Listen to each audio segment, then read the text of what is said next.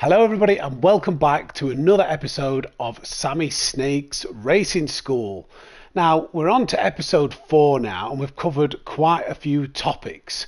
But in this video I'm going to be covering 2 topics and going a little bit more in depth. And the 2 topics we're going to cover today is how to drive in the wet, how to find pace and consistency when driving in wet conditions. We've recently had the Nations Cup around Red Bull Ring and I know a lot of people were struggling to find pace and we managed to get a fairly comfortable win in that race, and it's something that I feel sharing my insight will help others to drive better and improve their own pace. And the other topic we're going to be covering is, it's a combination of things really. It's how to minimize the time loss when you make a mistake, and that is from when you either brake late, come offline, brake early.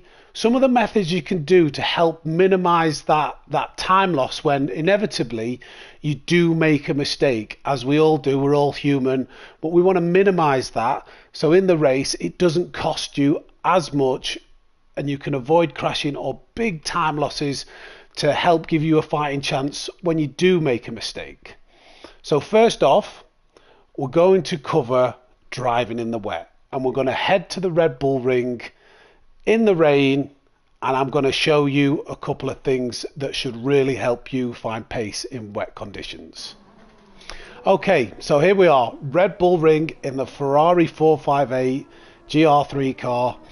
This is without bop actually, so this will have full power. It'll be probably a little bit harder to handle than when the cars are bopped. But what I'm going to do, I'm going to jump on track and give you a little talk through, an explanation of where the grip is on the track, and then I'm going to give you an example of what happens when you follow what you think should be the conventional driving line, and then what happens when you adjust that to drive for the wet lines in wet conditions, which turns out to be a lot faster.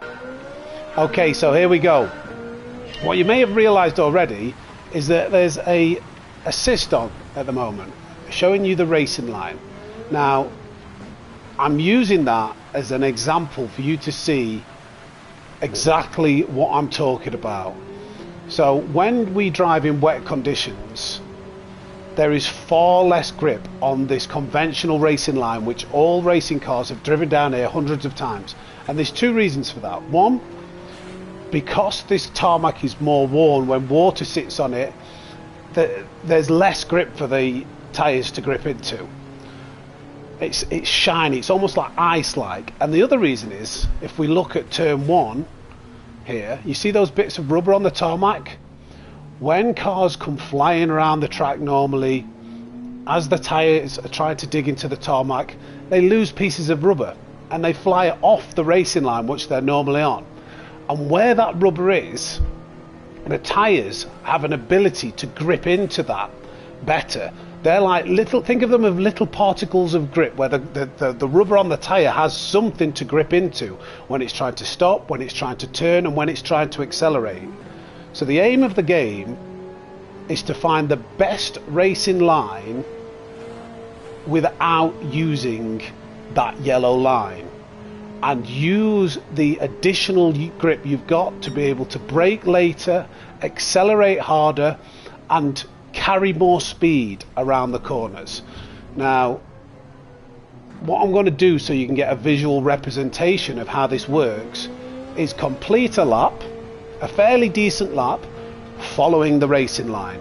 We'll get a ghost, we'll get a reference, and then you'll be able to see how much faster it is when we do a lap not using that line.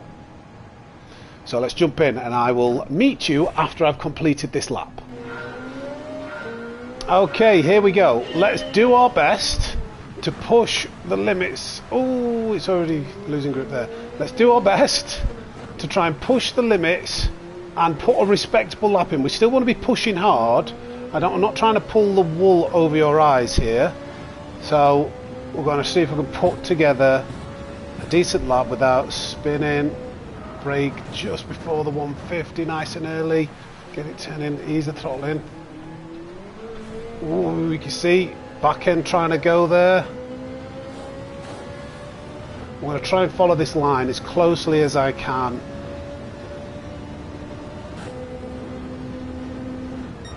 Oh, stop. Oh, just managed to stop it. See, I'm trying to balance the throttle to try and make sure we don't spin up completely.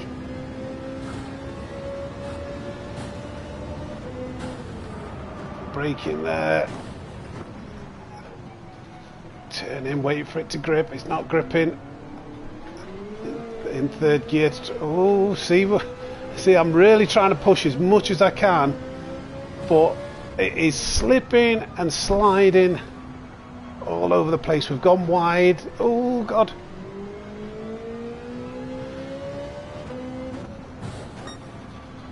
And we're trying to follow that line, which you would assume, you know, is the most optimal line. It normally is. You know, it's the shortest distance you can travel.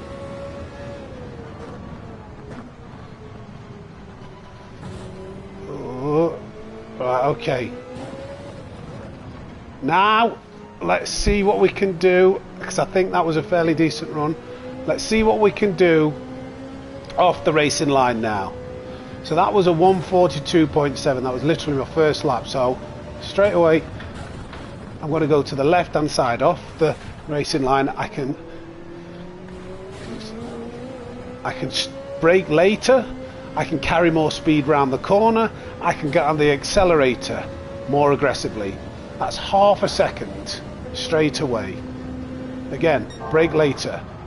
Then cross over this line. Now it feels like the ghost caught us up there, but we're going to cut across and get a much better exit and gain even more time. That wasn't particularly nailed, but I'm just giving you a visual example here. Again, brake later. We're going to cut across this line so we can rotate it in and get back onto the grippy stuff as quickly as possible. More time found. Almost 2 seconds. Again, go to the right hand side on the grippy part, avoid that line, carry more speed, more aggression on the accelerator.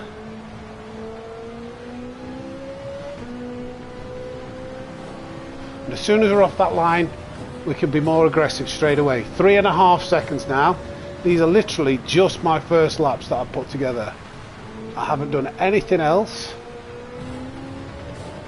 So we're going to brake early, cut across, and be able to get on the accelerator much more aggressively. And there we have it. Literally 4.5 seconds difference. Over 4.5 seconds difference in time there. And that was without any practice, just jumping straight in. Okay, I just wanted to jump back onto the track briefly because I know that was a very quick example showing you 2 laps, and it was obviously very evident how much better that works, but I wanted to go a little bit more in depth about how you can figure out lines for different tracks. So the aim of the game when driving in these conditions is to find a route that you can take through a corner where you spend the least amount of time on that yellow line and can set yourself up for a good exit. It's all about exit speeds when it comes to driving in the wet. So right here, if we look behind us, the line disappears. Let's go back a little bit. We can see that there's room towards the left hand side of where that line is to be off that line, where we can brake and have more grip. So we can brake later, go on this line, and it's pretty simple, this one. You just stay to the right all the time. You carry more speed here and you stay wide to the right again of that racing line. That one's pretty straightforward. But when we come up to turn 2 at Red Bull Ring, it gets a little bit more complicated because at some point you're going to have to cross that line. So it works out much quicker to actually set yourself up to the right hand side and go diagonally across this line, because like I say, you want to spend the shortest amount of time on that yellow line. So ideally you cut across this yellow line here, because whilst you're on it and you're trying to slow down, the tires will skid. So you actually want to cut across here and get onto this grippy tarmac here, so then you can turn it, use all the grip and get back onto the inside of this grippier tarmac again. So all we've done, we've found a route that we can utilize a line that has grip while spending the least amount of time on that yellow line. Again, here we go diagonally across to this corner, momentarily go over that yellow line, cut back across, and momentarily go across that grip at that line where there's the least amount of grip. And again, going across that line momentarily round to the outside where we don't have a low amount of grip. Very easy, this one, just go around the outside. There's far more grip and there's room to the right hand side. Here again, we have to cross over it, but what we do, we stay wide, we stay right, and we're almost setting it up to the left hand side. So we, again, it's a fraction of a second that we're on that part of the track. Again, this one's pretty straightforward. We just carry on around the outside. You can carry more speed, just avoiding that line.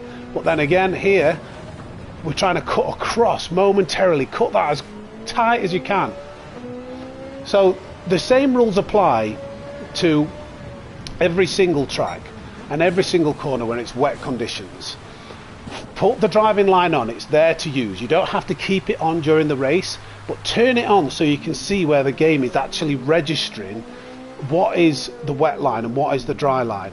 And for each corner you come to, find a route that you can come around that corner, ideally not touching the yellow line at all, or spending the least amount of time possible on that yellow line. So I'll try and do an example just here. Across to the right, brake diagonally, cut across, there we go, we get the grip, we turn it in, lift off, let it rotate, and then on the gas, and it all strings together. So that is the approach you need to take to driving in the wet around every single track. Okay, now we come to lesson number 2. So we find ourselves at Daytona Circuit Experience on the infield in Sector 2. What I'm going to do, I think these are two really good corners to show you how there's multiple lines to take, particularly for the first corner in this section, not the flat out left-hander but the long sweeping right-hander, of how you can minimize the time loss if you brake a little bit late, if you brake a little bit early, and how you can apply those techniques to be able to save time once you've made a minor mistake. Now, I'm not going to be able to tell you, if you miss your braking marker by 50 meters, what you can do to stop yourself from going sailing off the end of the track.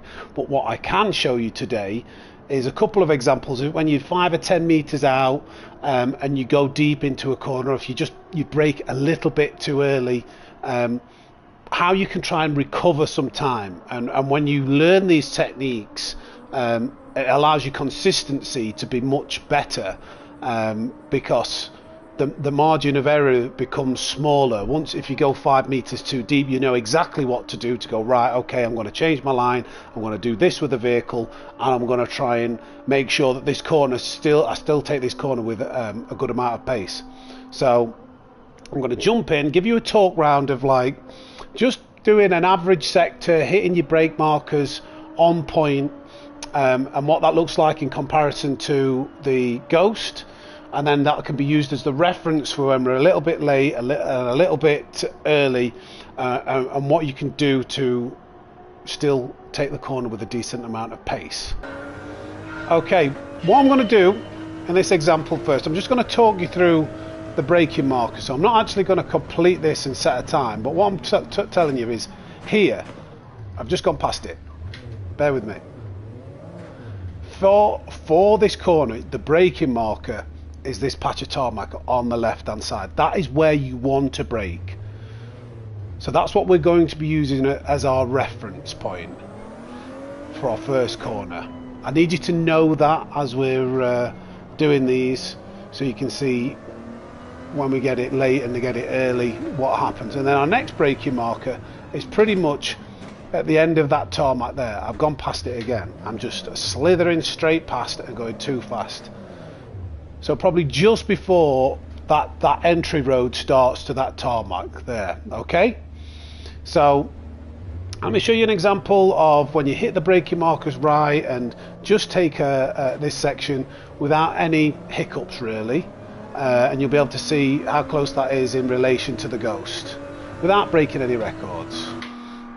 Okay, let's try and give you an example of a decent run through here where we hit our braking markers and stay with the Ghost without any real mistakes.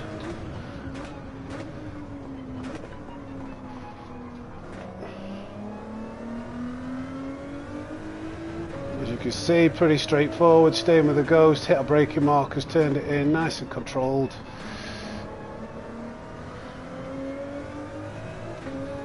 And there you go.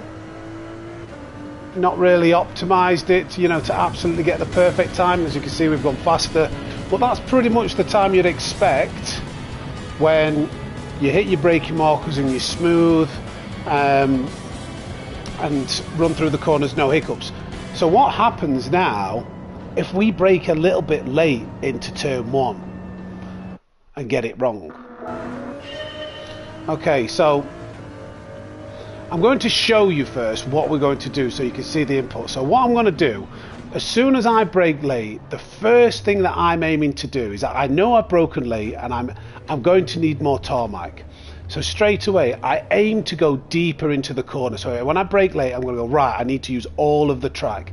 Aim to get it slowed down and then try and rotate it late. Lift off the throttle, let it rotate in, and then line it up for a better exit. And because you've gone wider into that corner, you can be more aggressive on the throttle inputs and actually recover more time. So that's the first thing that you need to be aiming to do as soon as you brake late. So just wanted to explain that first before I jump in and you don't really see what I'm doing. Let's see what happens when we get this first corner slightly wrong and miss our braking marker slightly.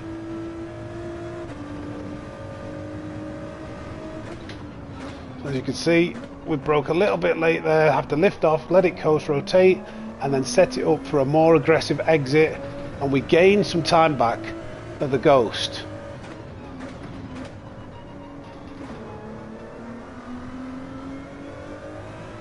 As you can see, we're still within touch. Might be a little bit slower. It's pretty much exactly the same.